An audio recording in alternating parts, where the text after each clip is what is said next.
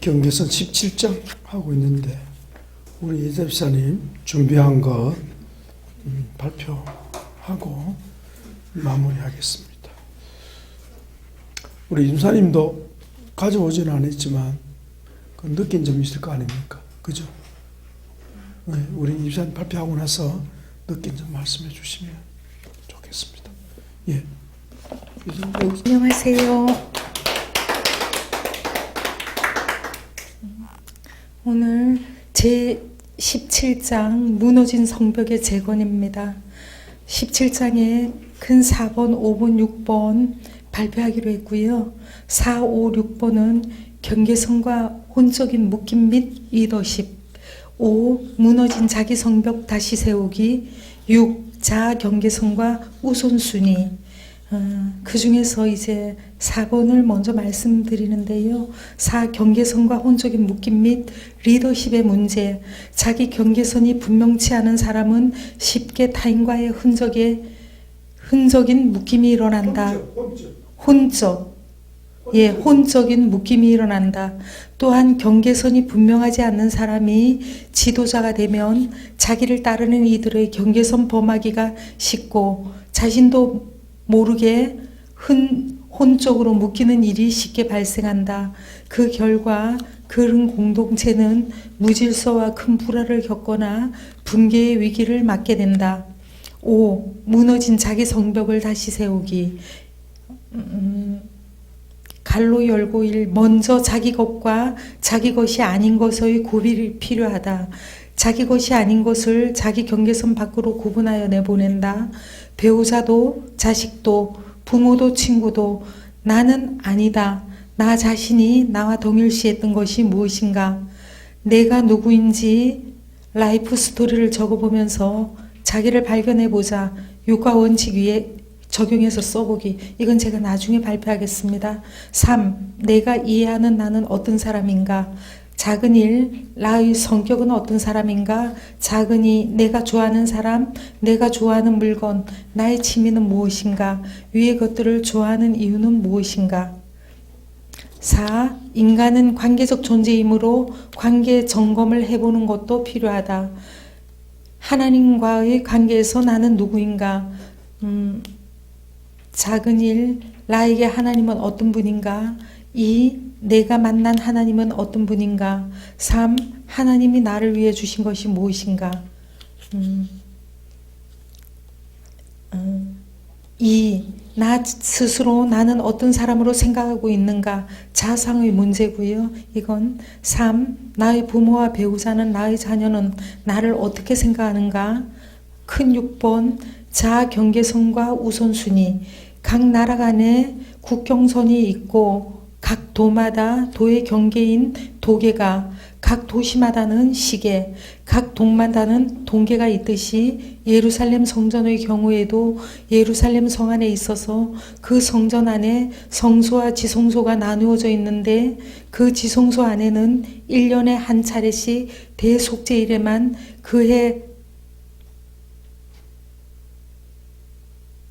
근데 이 프린티가 한쪽으로 밀렸네요. 대제사장.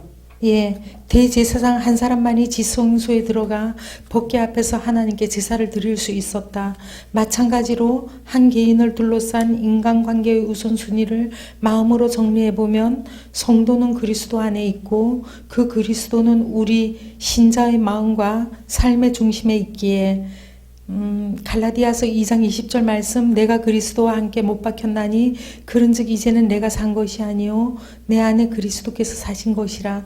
이제 내가 육체 가운데 사는 것은 나를 사랑하기 위하여 자기 몸을 버리신 하나님의 아들을 믿는 믿음 안에서 사는 것이라 라는 말씀과 같이 우리의 삶과 존재의 우선순위는 항상 주님이 최고의 순위이다. 나의 삶의 주제가 나의 자아이므로 나의 삶의 순위에서는 나는 1순위이고 주님보다 앞섬으로 주님께서는 나보다 앞섬으로 영순위가 된다. 그 다음은 인간관계의 우선순위는 첫 번째는 저고, 두 번째는 배우자, 세 번째는 부모와 자식이고, 네 번째가 비로소 형제 자매, 5번째 친척, 6번째 가까운 이웃, 7번째 먼 이웃 순으로 순위가 정해질 것이다. 여기서 하나님과 나의 관계를 우리라고 표현하는 것은 적절하지 않다. 그분은 나의 하나님이시며 나는 그분의 자녀이기 때문이다. 이제 마무리 말씀은요, 예수님께서는 이 땅에 계실 때에 철저히 이 우선순위에 의하여 먼저 할 것과 나중에 대하여 교훈해 주셨고, 나중 할 것에 대하여 교훈해 주셨고, 항상 기도하시며 성부 하나님의 뜻을 따라 공적인 삶을 보여주셨다. 본 주제에 대한 이해를 돕기 위해 부록의 창조 질서 회복, 동심원 보기를 참조하시기 바랍니다. 끝으로 마태복음 22장 37절에서 40절 말씀을 인용해 보면, 예수께서 이르시되 내 마음을 다하고 목숨을 다하고 뜻을 다하여 주 너의 하나님을 사랑하라 하셨으니 이것이 크고 첫째 되는 계명이요 둘째도 그와 같으니 내 이웃을 내 자신같이 사랑하라 하셨으니 이 두 계명이 온 율법과 선지자의 강령이니라. 숙제는 끝났고요. 이 숙제 속에서 무너진 자기의 성벽을 다시 세우기 중에서 이제 먼저 자기 것과 아닌 것에 대한 구별이 필요하다. 자기 것이 아닌 것을 자기 경계선 밖으로 구분해 내보낸다. 배우자도 자식도 부모도 친구도 나는 아니기에 나 자신이 나와 동일시했던 것이 무엇인가? 이 질문에는요, 저는 자녀들이었습니다. 저희 공허함이나 외로움으로 인해 저와 같은 감정과 느낌을 이입시키려 무던히도 애썼던 제 행동으로 인해 누구보다 상처 많이 받았을 제 딸인 승연이와 아들인 승호에게 너무나 미안한 마음을 느끼며 정말 많이 아이들에게 용서도 구하며 그동안 하나님께 많이 회개도 했습니다. 그래서 아이들도 다 괜찮다고 엄마 용서하겠다고 얘기해 줬고요. 예. 그리고 두 번째, 내가 누구인지 라이프 스토리를 적어보면서 자기를 발견해 보자. 누가 언제 육가 원칙에 의해서 쓰라 했는데요. 저는 그냥 쓰다가 보니까 이게 뭐 육가 원칙이 맞는지 어쩐지도 모르고 제가 읽어볼게요. 이해자인 저는 1955년 5월 30일 부산 영도에서 이재철 장로와 서청자 집사의 6째인 막내로 태어났다. 어린 시절을 영도와 부산 영주동을 거쳐서 초등학교 3학년 때에서 초등학교 5학년 때까지는 김해에서 살았다.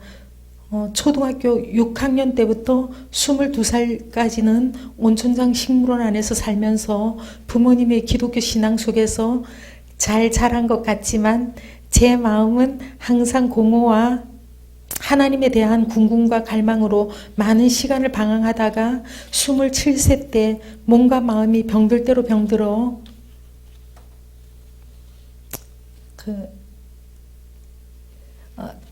아파서 쓰러져가는 몸을 이끌고 죽기를 작정하고 오살리 금식 기도원을 찾게 되었다. 금식 3일째 되는 날 말씀 중에 뜨거운 불덩어리가 제 가슴을 타고 흘러내렸고 잘 걷지도 못했던 제 몸이 나음을 잊게 되었습니다.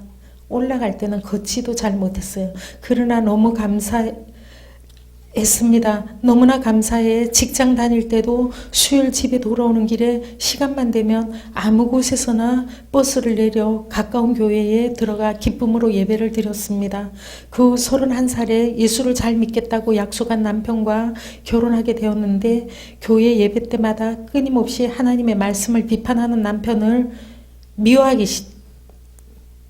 비판하는 남편을 보고 그 남편이 미웠습니다. 다시 마음과 육체의 병을 얻어 잘 걷지도 못하여 세브란스 병원에서 수술날을 잡고 죽을 날만 기다리는 저를 하나님은 21일 새벽 기도를 통해서 살려주셨습니다.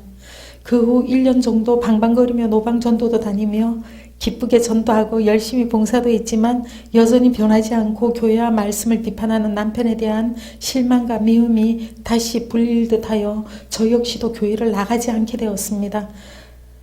3년간 나가지 않으면서 남편을 미워한 저는 지옥 같은 생활이었습니다. 사랑하라 했는데 근데 사실 그 시간 하나님께서는 남편의 변화를 요구하신 게 아니라 저의 변화를 요구하셨던 것이었는데 그때는 제가 잘 깨닫지 못했습니다. 그 미움이 극에 달해 하반시도 못 쓰게 되고 말문도 막고 벙어리가 되다시피 했습니다. 그런 완악한 저를 주님은 또 불쌍히 여기셔서 부흥 집회를 통해 고쳐주셨습니다. 그러나 남편 싫어하는 마음은 여전했고 결국 같은 집에 살면서 5년 동안 말을 하지 않고 완전히 지옥 같은 생활을 경험하면서 결국은 별거하게 이르게 되었습니다. 제가 결단하고 아이들을 데리고 나와서 혼자서 두 아이들 키우면서 헤어진 후유증은 이루 말할 수 없이 너무나 커서 저를 계속 죽음으로 몰고 갔습니다.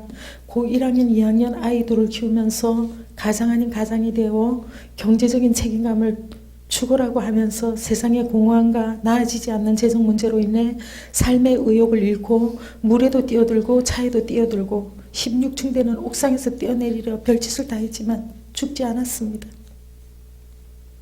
항상 죽음 직전에 살려놓는 하나님까지도 이제는 정말 미웠습니다. 아들을 캐나다로 유학 보내고 다른 대학을 졸업시켜 한동대 NGO로 아프리카로 보내고 그러면서도 살고 싶지 않은 저를 언니가 있는 해뜨는 마을로 다시 들여보내서 일하는 도중 사고로 인해 내 몸이 13곳이 부러지고 대장 12장이 터지는 대형 사고를 만나게 되었습니다. 제가 죽음에 이르러서야 참으로 주님의 옆구리를 찔려 주님께서 물과 피를 다 쏟게 한 그 고통을 느끼게 하셨습니다. 저의 몸이 극심한 고통으로 인해 더 이상 살고 싶지 않고 제가 제 목숨을 놓게 되었을 때 비로소 끝까지 참으시고 인도하시던 주님은 완악하고 고집스러운 저를 다시 만나주셨고 몸이 만신창이가 되어 다시는 살고 싶지 않다고 몸부림치던 저를 주님의 사랑으로 다시 살려주셨습니다. 이제는 주님 떠나서는 잠시도 살 수 없어요 하고 고백하게 하시는 그 주님께서 하나님 치유 신학을 통하여 주님께 무지했던 저를 주님이 어떤 분인지 새롭게 보게 하시고 주님과 더 깊은 교제를 하기를 원하신다는 것을 알게 하셨습니다. 그리고 제가 주님 더욱 사랑한다고 고백할 수밖에 없는 이유는 주님은 저를 위해 죄 없으심에도 불구하고 십자가 지시고 물과 피를 다 흘리고 죽기까지 하셨는데 하나님께서는 사랑이시라 하시면 너희도 서로 사랑하라 하셨는데 주님이 사랑하시는 그 피값 주고 사신 그 사랑을 저는 사랑하기는커녕 미워했던 제 죄로 말미암아 난 사고였는데도 불구하고 저를 죽게 내버려 놓지 않고 그 사랑으로 살게 하시고 주님은 그 사랑을 대가로 저에게 아무것도 요구하지 않으신다는 겁니다. 그러니 어떻게 제가 그런 주님을 안 사랑할 수 있겠습니까? 주님 사랑해요. 아직도 제 사랑 너무나 미숙하고 보잘것없지만 그것까지도 은혜로 고쳐주실 것을 기대하며 따라가겠습니다. 내가 이해하는 나는 어떤 사람인가? 나의 성격은 어떤 사람인가? 아주 예민하면서도 복잡 미묘하고 그러면서도 또한 아주 단순합니다. 내가 좋아하는 사람, 자기 발견 잘하면서 쿨하고 심플한 사람, 또한 인색하지 않은 사람 저는 좋아해요. 내가 좋아하는 물건은 유리로 된 공예품, 분재, 또한 식물들입니다. 나의 취미는 요즘 아이들 말처럼 멍 때리며 음악 듣고 푹 빠져 즐기기, 그림이든 영상이든 실물이든 아름다운 자연 감상하며 자연 속에 있기, 또한 영화 즐기기입니다.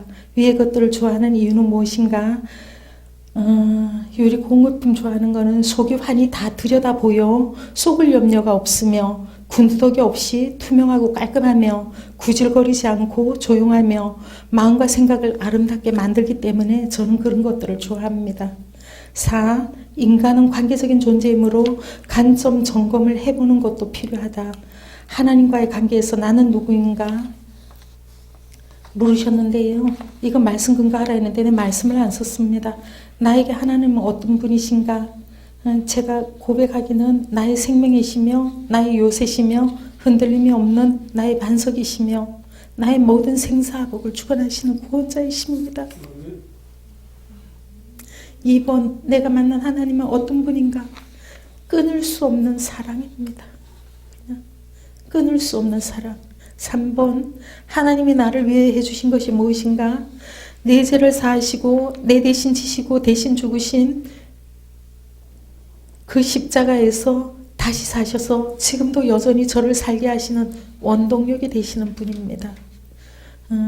나 스스로 나는 어떤 사람으로 생각하고 있는가? 이거는 자아상의 문제인데요. 제가 생각하면 제가 뻔뻔스럽게 짝이 없는 거예요. 제가 항상 그래요. 24시간 깨 있으나 밥 먹으나 화장실에 가 있으나 잠잘 때나 주님 이 죄를 용서해 주시옵소서. 그게 24시간 입에 달려 있고요. 주님 앞에 이렇게 뻔뻔스럽게 짝이 없는 죄인임을 고백합니다. 3번, 나의 부모와 배우자는 나의 자녀는 나를 어떻게 생각하는가? 부모와 배우자가 없기 때문에 그거는 말씀드리기가 어렵고요. 제가 기대치가 너무 높아서 우리 아이들을 너무 피곤하게 했지만 이제 아이들이 저를 얘기하는 저는 누구보다 열정 있고 옳은 것에 열심 있고 배우기를 기뻐하며 점점 발전하고 나아지려고 노력하는 가능성이 있는 가운데 사랑이 충만한 엄마라고 얘기하는데요. 그거는 50%만요. 승우만 그렇게 얘기하고 승윤이는 사랑도 없고 나도 모르는 엄마다 이렇게 얘기하니까 그걸 다 어떻게 할 수가 없잖아요.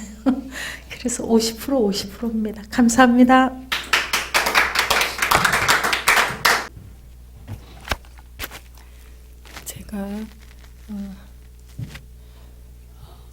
제가 그 복례 치유센터에서 예전에 이제 생활을 했다고 했잖아요.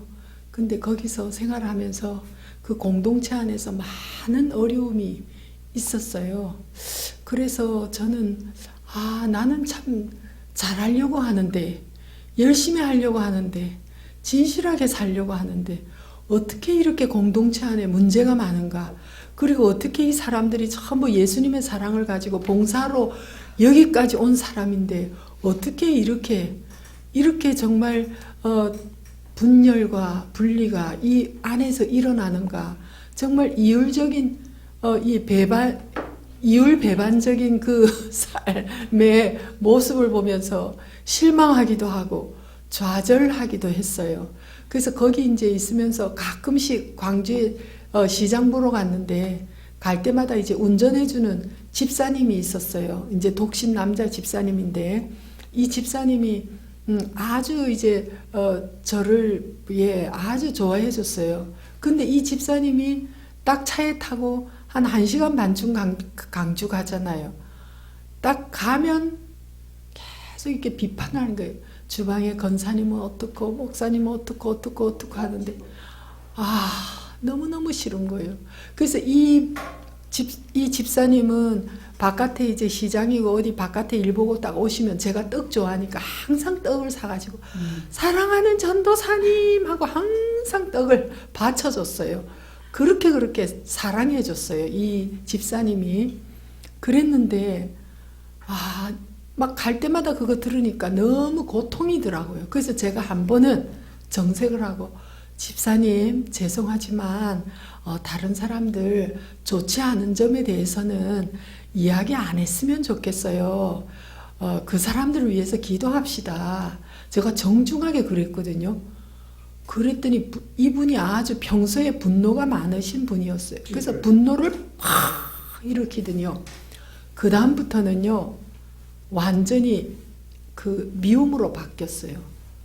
사랑이 미움으로 바뀌면 무섭잖아요.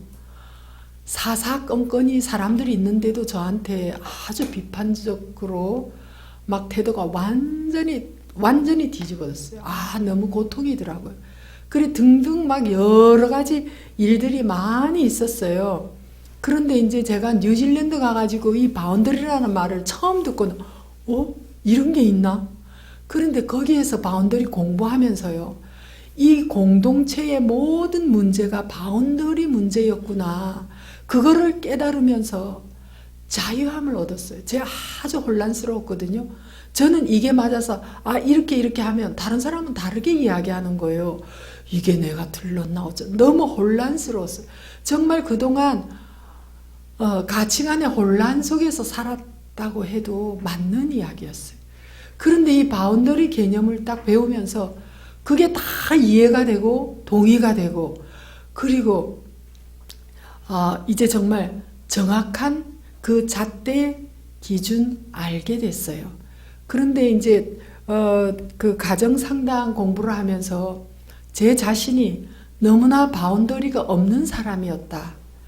또 따라서 다른 사람의 나는 이때까지 침범만 당했다 생각했어요. 그런데 공부해 보니까 내가 바운더리 침범 당한 것뿐만 아니라 나도 다른 사람을 침범했다. 그래서 결론은 바운더리라는 개념이 없으니까 나도 받고 다른 사람한테도 주고 이게 나의 문제였구나. 이것을 깨닫게 됐어요. 그래서 또 예를 들면은 그 치유센터에 암 환자만 있는데 제가 어느 누가 막 전화를 해가지고 여기 정신과 병원에서 지금 퇴원했는데 이 어떤 증상이 어떻다고 소문이 많이 나서 소문 듣고 전화했는데 우리 통 누구를 받아달라고 아들을 받아달라고 엄마를 받아달라고 사정 하는 거예요. 그래서 여기는 암 환자만 있습니다. 그래도 너무너무 사정해가지고 제가 그러면 한번 데려와 보세요 하는 거예요. 그래갖고 그 암 환자 옆에다가 정신과 환자를 넣어놓으니까 어떻게 됩니까? 막 수라정이 됩니다. 그러면은 제가 환자들이 아우성입니다. 그러면은 제가 할 수 없이 그 정신병 환자를 데리고 제 숙소에 데리고 옵니다. 그래서 방에다가 넣어놓으면은 밤새 제가 잠을 못 잡니다. 그렇게 시달리면서 제가 노라고 말을 못하는 거예요. 저의 문제는 노라고 말을 못하는 거였어요. 그래가지고 정말 사서 고생 엄청 많이 했습니다. 제가 대가집을 너무너무 많이 했습니다. 그래서 제가 이제 노라는 훈련을 해야 되겠다. 그래가지고 제가 이제 거기 그 스텝하고 전부 학생한테 저는 노를 할 줄 모르는 사람입니다. 제가 노를 훈련하는데 좀 도와주세요. 제가 그랬어요. 그래가지고 제가 이제 노를 왜 못하는가 프로세스 해보니까 어릴 때부터 원가정에서 그 엄마로부터 또 오빠로부터 이렇게 그 거절감의 상처가 깊어서 내가 다른 사람을 노라고 하면 그 사람도 상처받겠지. 그거 생각하니까 노라고는 내가 말을 못하는 거였어요. 그래서 제가 노를 아주 작정하고 훈련을 했어요. 해서 이제 누가 뭐 노트 빌려달란다 뭐 어떻게 하면은 내가 이제 설명하고 미안합니다. 못 빌려주겠습니다. 나도 이거 사용해야 됩니다. 그런데 그전에는요, 내가 사용해야 함에도 불구하고 빌려달라고 하면 빌려줬어요. 속으로는 싫은데 하면서 노라고 말을 못하는 거예요. 그리고 내 일을 막 열심히 해서 예를 들어서 오늘 밤까지 마쳐야 되는 일이에요. 분명히 마쳐서 내일 내야 하는 일인데 누가 끼어들어가지고 자기 일 해달라고 그래요. 그러면 내 일을 놔두고 또 노라 못해가지고 그 사람 일을 받아들고 내 일을 해야 할 시간에 밤새 끙끙거리다가 다 하지도 못하고 내 것도 못하고 막 후회하면서 내가 왜 이러지 이런 내가 너무 미웠어요. 너무너무 싫고 그랬는데 그래서 제가 그 훈련을 했지요.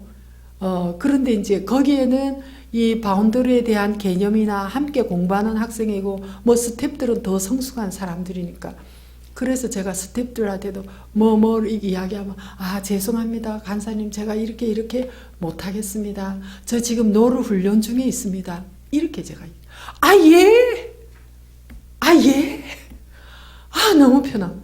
그러니까 그전에는 내가 노라고 하면은 내가 또 나의 부탁을 거절하는데 내 존재를 거절하는 것처럼 느껴졌어요. 그래서 관계가 깨질 것에 대한 두려움이 많이 있었어요. 그 프로세스 해보니까 그게 다 나오더라고요. 그래서 노라고 하지 못했던 거였어요.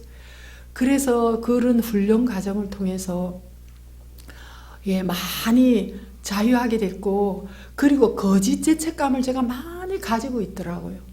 그래서 거짓 죄책감에 대해서도 과감히 뽑아내고 잘라내고 뜯어내고 지금까지 계속 이렇게 훈련 중에 있어요.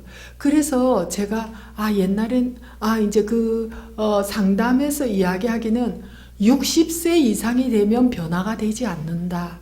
그렇게 이야기를 해요. 일반 상담에서는 60세가 지나면은 변화가 되지 않는다. 그러나 정말 하나님이 이 치유 과정에 함께 하시는 하나님의 역사는 60, 70이라도 계속 하나님을 갈망하고 할 때 정말 하나님이 치유해 주신다는 거 많이 경험하고요. 그런데 제가 이제 너무 수십 년 고착화된 습관이다 보니까 이것이 늘 깨어있고 긴장하고 하나님 바라보지 않고 하면은 또 예전으로 또 돌아가는 거예요. 그래서 나를 얼마나 경계해야 되고 왜 깨어 있어야 되는지를 내가 이거 한번 배우고 훈련이 되어서 완성이 되는 게 아니에요. 또 돌아가는 거예요. 또 원점으로.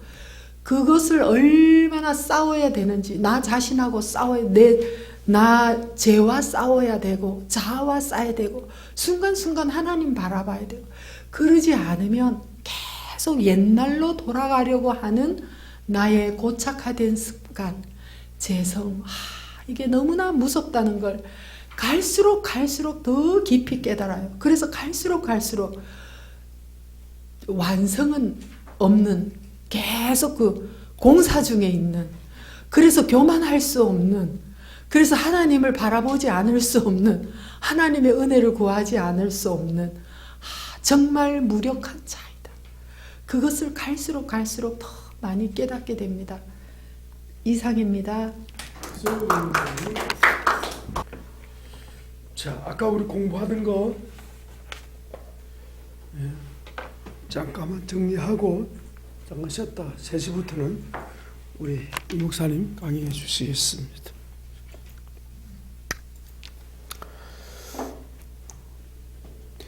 아, 132쪽에 보면 경계선이 갖는 다양한 의미. 경계선은 그 경계선을 통해서 분배, 그죠? 당신목, 내목, 그죠? 분배, 그 다음에 구분, 분리. 경계선이 좀 분리가 안 되죠? 옛 사람과 새 사람도 경계선이 있어야 되겠습니다, 그죠? 그 경계선 기준이 뭡니까? 하나님의 말씀, 맞죠? 하나님 말씀으로 새 사람의 바운더리가 있어야 되겠죠. 그럼 옛 사람은 어떻게 되겠어요? 밀어내버려야 되겠죠. 꺼져라 이래가지고 밀어내야 되는 거야. 그래서 죽여버려야 되는 거야. 새 사람은 살리고, 그죠? 자, 두 번째 보시면 소유, 내 것, 나의 권리. 권리가 없으면 뭐도 없어요. 의무도 없고 책임도 없는 거죠. 권리가 있다는 건 뭐예요? 책임이 있다. 경계선이 없으면요, 발 빼버립니다. 그러니까 책임이 회피해요. 책임이. 소유와 권리의 의미가 있고요. 넘겨보십시오. 134쪽에는 위임, 책임, 위임 받았다. 기업은 하나님 주신 거지만 어때요? 그것도 위임 받은 거예요. 그죠? 위임 받았으니 어떻게 해야 돼요? 잘 지켜야 되죠. 지키는 책임이 있는 겁니다. 여러분, 나봇의 포도원 얘기 있죠? 나봇이 자기 기업을 어때요? 지켰어요. 어느 정도로 지킵니까? 자기 생명같이 지켜요. 그래서 나봇이 이세벨이 죽게 되었죠. 사실은 그건 순교나 마찬가지입니다. 하나님 주신 기업을 지키는 것이 믿음이거든요. 맞죠, 여러분? 믿음이거든요. 믿음이 있기 때문에 지킨 거예요. 하나님 주신 거 빼앗기면 안 된다요. 그런데 아합이 끙끙 앓으니까 당신이 이스라엘 왕입니까? 끝까지 아무것도 아니면 내가 알아서 할게요. 죄를 뒤집으셔가지고 죽여버리잖아.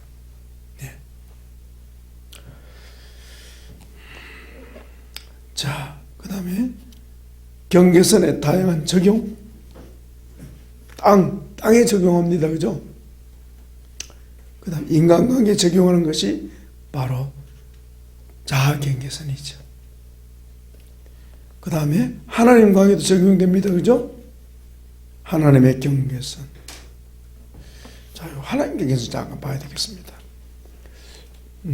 입사 좀 마이크 잡으시고 1번 좀 읽으세요. 고딕으로 된 1번. 하나님을 거기 동그라미 1번. 예. 동그라미 1번 밑에 135쪽. 하나님을 다른 피조물과 비기거나 대체하는 행위로서 곧 우상을 만들거나 숭배하는 행위이다. 너희는 나를 비껴서 은으로나 금으로나 너희를 위하여 신상을 만들지 말라. 예. 자 보세요. 우상 숭배하는 행위가 뭐라고요? 하나님의 경계선을 더 깊이 얘기하면 하나님 말씀에 불순종하는 것도 그 선악과 문제가 예. 여기 봅시다. 그 다음에 동그라미 2번은 뭡니까? 하나님과 자신을 비기거나 주님의 자리에 앉고자 하는 죄. 이게 뭡니까? 하나님 앉아 계신데 하나님 이름 보고 지가 앉는 거예요. 이거 뭐예요? 경계선 진범이죠. 그러니까 대표적인 존재가 뭐죠?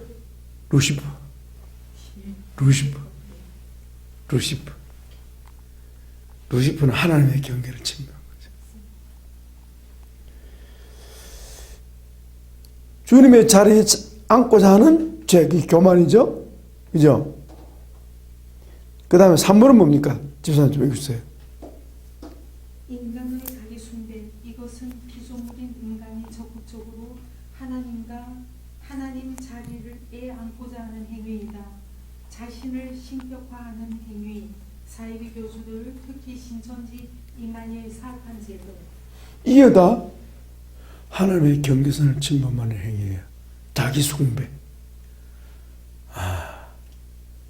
우리 인간의 본성 속에는요, 여기에 또 살고 있습니다. 우리 정신 차려야 됩니다. 그래서 하나님께서 우리를 높여 못 주시는 이유가 거기 있는 거예요. 높여주면요, 요게 솔솔 나옵니다. 마치 바위 밑에서 가재가 기 나오듯이 스물스물 기 나옵니다. 기 나와가지고 하나님 자리에 지가 앉으라고. 여기 제 본성이죠. 4번. 4. 하나님의 곧 성물을 함부로 침범하는 행위. 우사가 법궤를 만짐으로 인해 죽임을 당하였다. 예. 자, 우사가 죽은 이유가 뭐죠? 하나님의 신성을 못 오가는 거. 그게 바로 하나님의 경계선을 침범하는 거예요. 자, 하나님께서 왜 법궤를 만지지 말라 그랬습니까? 경계선 문제. 경계선 문제.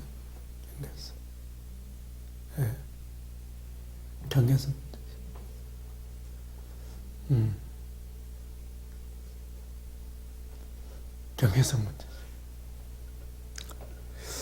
자, 아까 우리 성벽에 비유되는 자아경계에서 했죠. 자, 한번 잠깐 보고 넘어갑시다. 자, 138쪽 2번 전사를 좀 읽으세요. 자아경계선이 없을 때 발생하는 문제, 고딩만 읽으세요. 1. 자타의 구분이 분명치 않게 되고 무질서를 처리하기가 쉽다.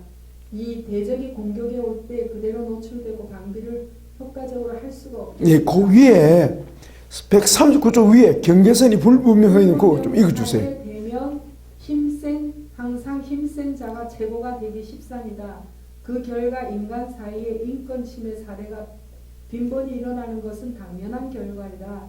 사회적으로는 책임 한계가 불분명하며 기회주의자가 생겨나고 책임 회피 현상이 빈번히 일어난다. 그리하여 사회나 교회나 가정이나 할 것 없이 많은 갈등으로 고통을 당하게 되어 있다. 그 결과 가족이 원수가 되는 불행한 일들이 발생한다. 예, 자 거기에 잠언 23장 10절입니다. 10절 꽂혀주세요. 자문. 네, 1절이 아니고 10절. 이 미가 고아와 과부의 경계를 침범하지 말라 그랬죠. 예. 미가서 7장 6절을 다가 찾아 읽어봅시다. 예, 이게 좀 필요한 것 같아요. 미가서 7장 6절.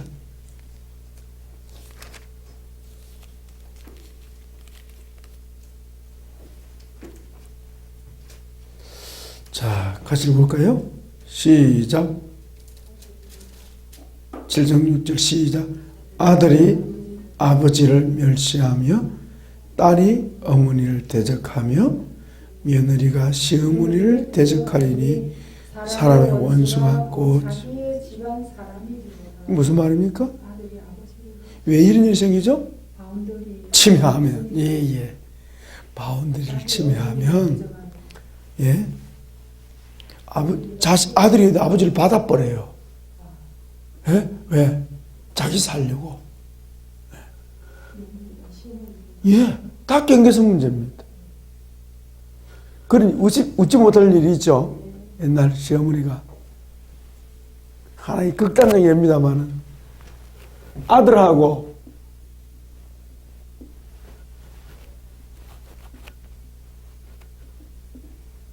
이상한 뭐지?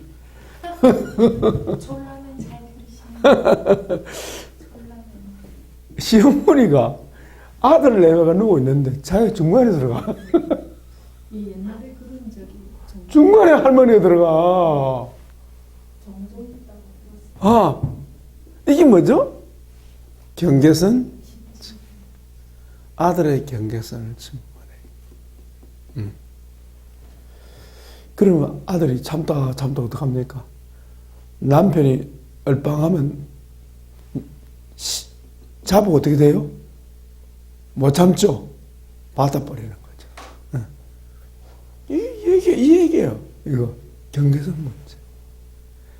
경계선이 개념이 없으면요, 이 6절이 이해가 안 되는 거예요.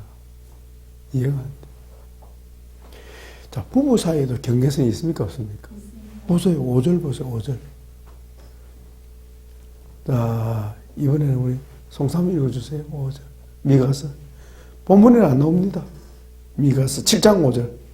너희는 이웃을 잊지 말며 친구를 의지하지 말며 내 품에 누운 여인에게라도 내 이모의 문을 지키지어다. 무슨 얘기입니까? 부부라도 뭐가 있어야 된다? 경계선이 있어야 된다. 부부라도 할 말이 있고 뭐 안 할 말이 있다.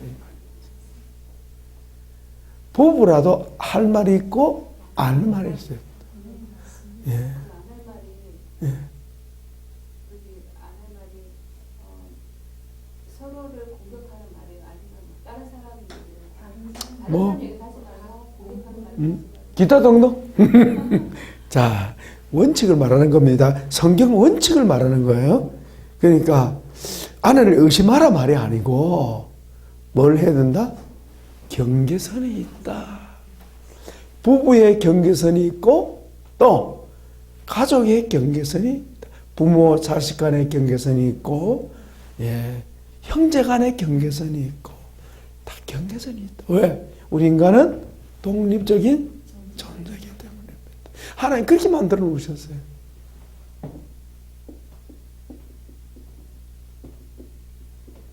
그래서 우리 속에 뭐가 있어요? 독립성이죠. 이 독립을 추구하는 본성이 있는 거예요, 본성. 독립을 추구하는 본성이 있어요. 삼위일체 하나님이 그런 분이에요. 성부 하나님, 성자 하나님, 성령 하나님. 성부 하나님과 성자 하나님은 예, 서로 독립적인 존재입니다. 이해됩니까? 성자 하나님과 성령 하나님요? 독립적입니다. 마찬가지예요.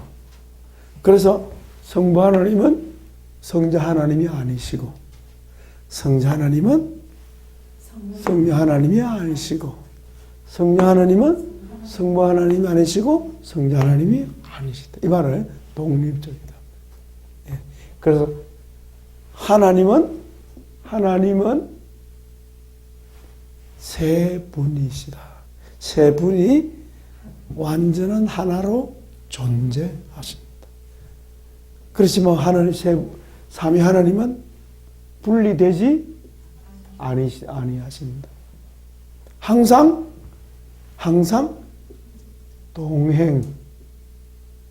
동거 하신다.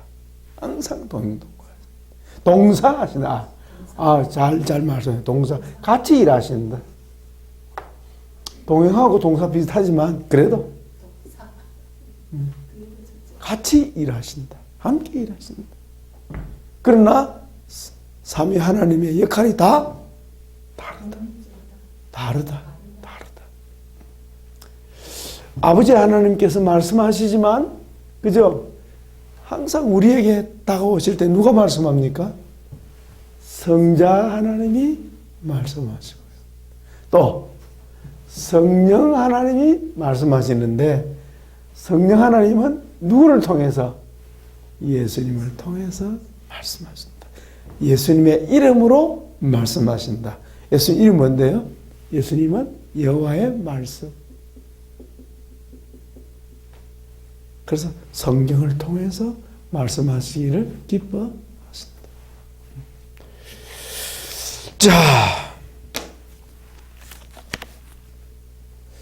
자, 거기 우리 했죠? 자, 경계선 없을 때 무방비 대적이 공격 올 때 노출. 예. 우리 육체, 나. 자, 이리 보세요. 나의 경계선이 뭡니까? 스킨 맞습니다. 이 피부가 사실은 무슨 역할을 합니까? 성으로 말하면 성벽 역할을 합니다. 그걸 가죽이라 그러죠. 살갓. 이 두껍죠? 이 외부 세균으로부터 침입을 막고, 또 하나는 나와 나 아닌 것을 구분하자. 내 안과 밖을 여기 구분하자. 이렇게. 하나님 창조 질서에 의해 하나님 그걸 만들어놨어.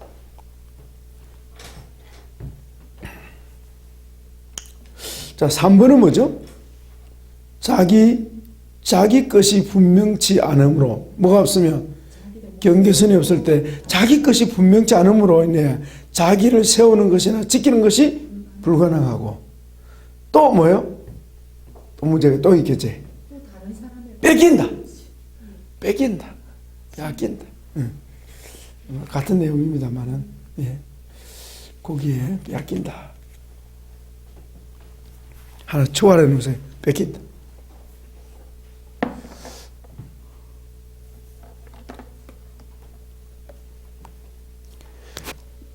남을 침범하기 쉽고, 그죠?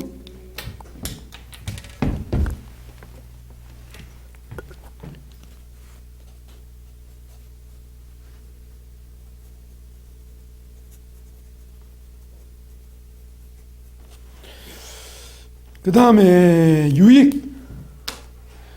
간단히 한번 송사원이 한번 읽어주시고 넘어가겠습니다. 1. 자타의 구분이 분명하므로 대인관계에서 창조의 질서가 서고 혼란이 없게 된다. 2. 자기 것이 분명함으로 인해 자기 세움과 자기 지킴이 쉬워진다. 3. 경계선으로 인해 성내에 평화가 있는 것처럼 마음의 정서적인 안정을 가질 수 있다. 4. 자기 경계선으로 인해 대적의 공격으로부터 자기를 잘 보호하고 지키기가 쉽다. 예, 됐죠? 자, 145쪽 아까 우리 입사님 읽어줬는데 한번 간단히 정리 한번 마칠게요. 자, 경계선과 우선순위. 예, 자, 경계선과 우선순위. 자, 거기 뭐 얘가 나옵니까? 예, 성전 나오죠? 예, 지성소부터 어디까지? 이스라엘까지. 자, 이스라엘 예입니다.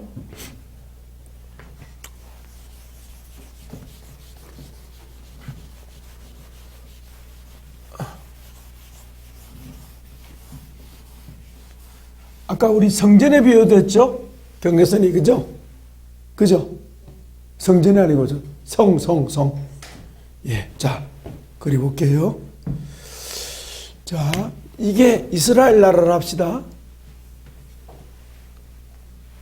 좀 그림이 이상합니다만은, 예, 옆으로 봅시다.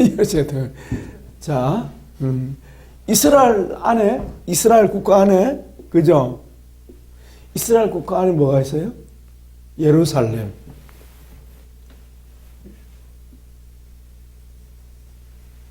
예루살렘 성이 있었습니다. 이게 예루살렘 성이요. 그죠? 성 안에 뭐가 있어요? 성전. 아주 중요한 성전이 있어요. 성전은 어떻게 되는데요? 성전 안에 또 있다, 그죠? 이거는 성소고, 이렇게 되겠죠. 자, 지성소는 누가 계시는 거? 아무나 들어가면 됩니까? 안 됩니까? 죽습니다. 그래, 1년에 한 차례는 왜 들어갈 수 있어요? 대속죄인데 들어갑니까? 하나님께서 뭐 한다 그러세요? 하나님의 경계가 이거거든요. 여기 희장이에요. 그죠? 여기 법궤가 있었어요. 그죠? 대속죄일은 어때요? 1년에 한 번씩? 대제사장이 어때요? 희장을 들어갈 수 있습니다? 왜 가능합니까? 하나님의 허락. 아까 했잖아요. 하나님의 허락이기 때문에 들어갈 수 있는 거예요. 1년에 2번 들어갈 수 있어요? 없어요? 2번 들어가다 죽습니다. 자, 허락. 이해하시겠죠? 그러면 제일 핵심이 어디예요? 제일 핵심이 지성소. 오케이. 그래서 사실은 성소 안에 뭐가 있는 겁니까? 지극히 거룩한 성소가 있는 거예요. 이해되시겠죠? 그 다음에는요, 여기 성, 그죠? 성, 예루살렘 성. 요게 뭐죠? 성전. 이렇게 되겠죠? 자, 그래서 이제 동시문으로 그럼 이렇다 말입니다. 제일 중심에는 뭐가 있어요? 제일 중심에 지성소. 지성소는 하나님 계시니까 지성소. 이 지성소는 우리가 거할 곳은 아니잖아요. 그래서 지성소. 그 다음에 뭐죠? 예, 성소. 그죠? 그 다음에는요, 성전. 오케이. 그 다음에는 뭡니까? 예루살렘. 예루살렘. 그 다음에는요, 이스라엘. 이렇게 되어 있단 말이죠. 예? 알겠죠? 이런 구조를 가지고 있는 거예요. 이런 구조. 이 동심원의 원리다. 예, 예. 자, 이 지성소에는 1년에 하면 누구만 들어갈 수 있어요? 대제사장 하면 들어갈 수 있고. 성소에는요, 일반 제사장. 예. 자, 일반 성도들은 성소에 들어갈 수 있어요, 없어요? 없어요. 제사장만 들어갑니다. 그럼 성도들은 어떻게, 일반 신자? 여기에. 여기는 제사장 그룹만. 볼게요. 여기는 하나님 계시고, 그죠? 1년에 한 번씩 대제사장이 들어갈 수 있어요. 그 다음에 여기는 제사장 그룹, 그죠? 제사장들만 들어갈 수 있어요. 자, 그 다음에 성전에는요, 일반 백성들, 그죠? 백성들인데 성전 마당하고 같이 있죠. 이스라엘 백성들. 그 다음에 예루살렘 안에는요, 이방인, 이스라엘과 이방인도 들어갈 수 있죠. 이방인들이 있죠? 예. 예, 그렇죠. 그 다음에 이스라엘 백성들 전체가 이렇게 바운더리가 있다는 거죠. 이와 마찬가지로 우리 개인도 이게 다 경계선이에요, 이거. 경계선. 이게 좁은 경계선, 넓은 경계선이고 다 경계선이에요. 왜? 지경을 나누니까. 이스라엘과 이스라엘 나라 아닌 나라를 뭐로 나눠요? 경계선으로. 이스라엘 땅과 예루살렘 뭘로 나눠요? 경계선. 예루살렘과 성전을 어떻게 나눠요? 경계선. 다 경계선 나눠요. 오케이, 됐죠? 자, 우리 자신을 봅시다. 그렇다면 밑에 여백에 좀 그려 놓으세요.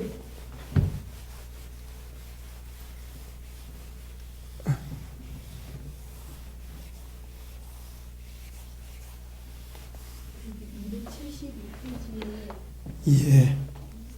뒤에 있는데 나중에 보시고 여백을 두세요. 여백을. 144쪽 밑에다가 여백을 좀 그리면 좋습니다. 144입니까? 예. 144 해도 되겠고 146쪽 밑에다가 자, 한번 그려봅시다. 그려봅시다. 자,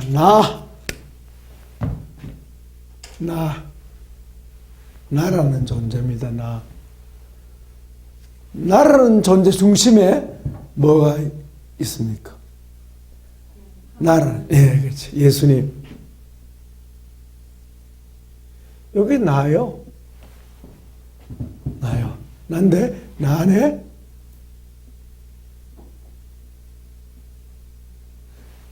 축. 여러분, 돌아가는 축 있죠? 바퀴의 축과 같은 내비게이터에서 많이 다루죠.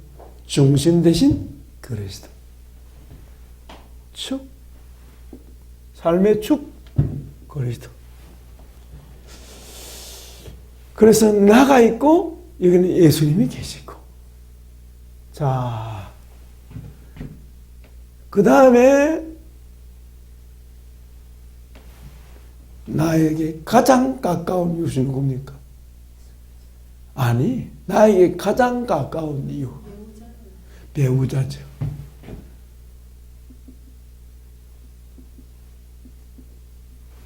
배우자.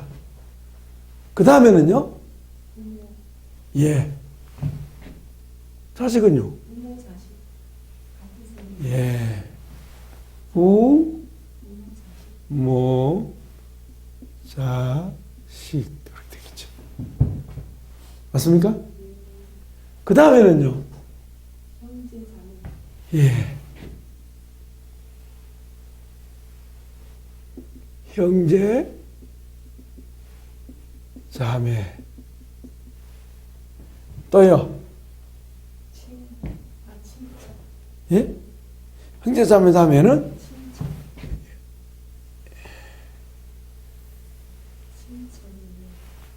친척이죠, 그죠?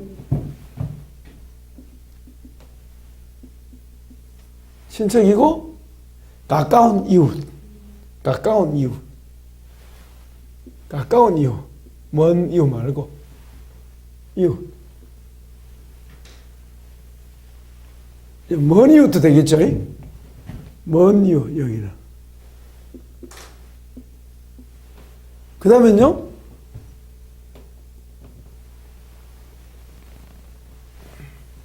나라. 자기가 속한 나라. 이게 되겠죠? 그죠? 그렇지 않습니까? 친구는 이웃이지. 그래서 친척, 이웃. 친구지, 여기. 친구에 있는 거지. 무슨 얘기입니까? 이것은 관계의 우선순위.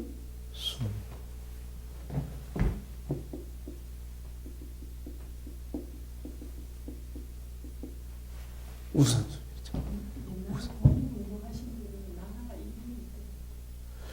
예, 그건 나중에 우선순위. 예. 나라가 우선순위가 돼야 될 이유가 어디 있겠어요? 위기. 위기 때는 어때요? 더 큰, 사실은요, 이게 공동체잖아요. 이 밖에는 다 공동체죠? 여기 지금 다 공동체예요, 이게. 맞죠? 공동체예요. 맞죠? 공동체. 내가 공동체에 우선하죠? 그래요, 안 그래요? 당연히 우선하죠? 우선해야 될 이유가 어디 있어요? 나 자신을 누가 돌봐야 합니까? 누가 지켜야 합니까? 아니, 나 자신을 누가 지켜야 합니까? 내가 지켜야 해요. 내 입에 밥을 누가 넣어줘야 됩니까? 자기 지킨다는 말입니다. 나를 내가 지켜야 된다는 거지. 그러면 내가 나를 버릴 때, 내가 나 자신을 버려야 될 때가 있죠? 언제 버려야 됩니까? 아니, 그건 하나님 대라서 그렇지만. 그리고 일테면 뭐 순국하는 분 있잖아요. 그 이준열사가 독실한 신자라고 합니다. 그분이. 그 이준열사를 누가 전도했느냐? 이승만 박사가 한성 감옥에 있을 때 전도했답니다. 독실. 그 당시에 40명을 전도했는데 40명들이 다 애국지사야. 왜? 고종이 제대로 정치를 못하니까 나라를 살리기 위해서 구국운동 하다가 고종한테 미움받아가지고 다 감방이 다 거쳤는데 청년 이승만이 전도당한 거지. 심지어 이상재 선생도 이승만 박사가 전도했다고 하더라고요. 자, 나라가 위기에 처하면 어때요? 예? 위기에 처하면 어떻게 돼요? 똘똘 뭉치는데 국가가 이 나라가 나를 필요로 하면 어때요? 예. 그렇죠. 나자가 붙어 있잖아요. 나자가. 희한하죠?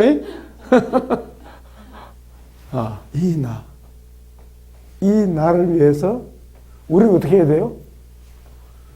여기 계신 나의 주위에 물어봐야 되는 거예요. 맞죠? 그래서 그리스도인은 나 아닌 대상을 우선으로 할 때는 누구의 뜻을 받들어야 합니까? 그렇죠. 우리는 그러면 확실하잖아요. 주여, 나라를 위해서 나를 쓰기를 원하십니까? 안중근이도 대표적인 인물. 여러분, 안중근 의사가 뭐 천주교인이지만 얼마나 신앙이 독실한지 알잖아요. 그러면 자, 나하고 주님 사이에 뭐 끼면 됩니까, 안 됩니까? 이게 경계선 진부. 나하고 주님 사이에 누가 끼었다 하면 그건 뭐죠? 우상이 되는 거죠. 그렇지. 그 다음에 배우자하고 이 바운더리 안에 배우자하고 나하고 주님 몇입니까? 그래서 삼겹줄이라. 난 옛날에는 몰랐거든요. 삼겹줄이 그래서 삼겹줄인 줄 제가 깨달았어. 주님하고 나 사이에 배우자 사이에 주님이 계신 거죠. 그러면 형제 사이에 누가 있는 거예요? 두 자매 사이에 누가 있는 거예요? 예수님. 그렇죠. 그걸 생각합니다. 그럼 이 사이에는 배우자하고 주님밖에 없는데 여기 부모가 여기 들어와도 안 되고 자식이 들어와도 안 되고 형제가 들어와도 안 되고 그 말이에요. 이 경계선이에요. 이 바운더리는 어떻게 해요? 이 바운더리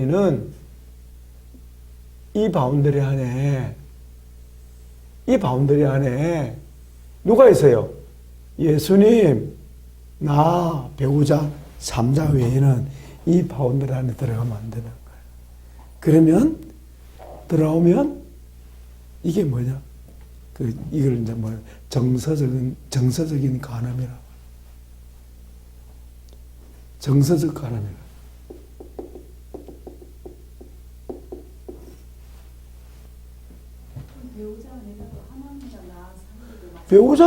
배우자가 없는 경우는 이 계획이 없어지는 거죠. 뭐. 그러면 가능이라는 단어가 안 들어가죠. 예? 안 들어가죠. 예. 배우자가 있을 때 가능이라는 단어가 예. 정서적인 가능. 정서적이란 말 인간관계란 말이죠. 인간관계. 부부관계. 그래서 아들이 아내보다도 누이를 더 사랑하거나, 이 말이 좀 이상한데, 그러니까 어머니를 아내보다 더 사랑하면 뭐죠? 그게 정서적 가늠이 되는 거죠. 예. 그러니까 자기 배우자 아닌 다른 사람을 배우자보다 더 사랑하면 어떻게 돼요? 실제로 그런 부정한 행위를 안 할지라도 정서적이라는 게 들어갔습니다. 그래 정서적 간음이 된다는 거죠. 그래서 제3자가 아내보다 남편보다 더 좋으면 그게 정서적 간음이에요. 그래서 그 가정의 핵심이 벌써 균열이 갔다는 걸 말하죠. 이걸 보면요, 관계 진단이 전부 다 돼요.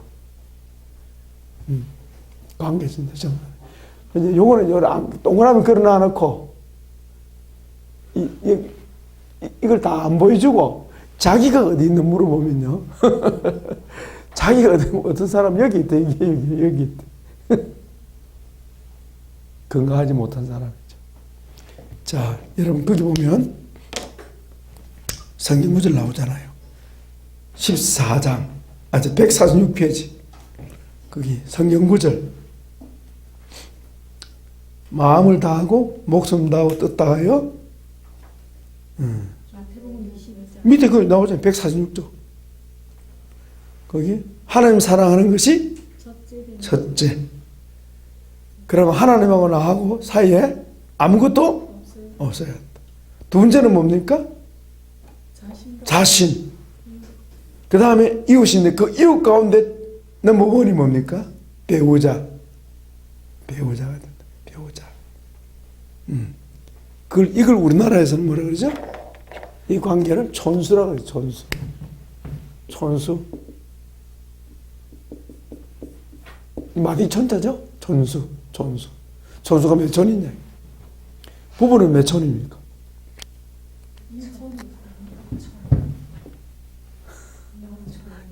공. 촌수가 없어요. 예. 그래서 부부 헤어지면 자, 부모 자식은요, 촌수가 1촌. 형제는? 그래서 3촌 되면 1 플러스 2가 돼서 3촌 되는 거예요. 예. 3촌의 자식은 4촌. 이렇게 촌수가 퍼지는 거예요. 예. 그래서 이 촌수란 말은 이웃은 사실 이웃 사촌은 이 촌수란 말. 이웃 사촌이라고 하잖아요. 예, 그런 표현하죠. 먼 이웃보다도, 먼 형제보다도 가까운 이웃이 낫다, 급하면. 그래서 이 관계 질서, 저 뒤에 보세요. 저 한번 보고 잠깐 쉬십시다. 272쪽.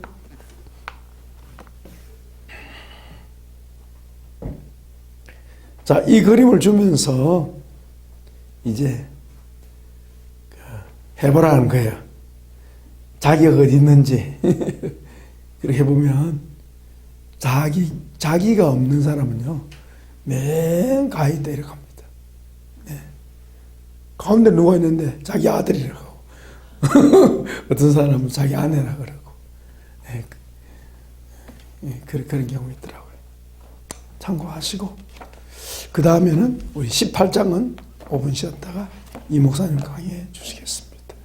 사모님 나중에 그 준비한 거 느낀 것만 그래 주시면 되겠습니다. 잠깐 쉬겠습니다.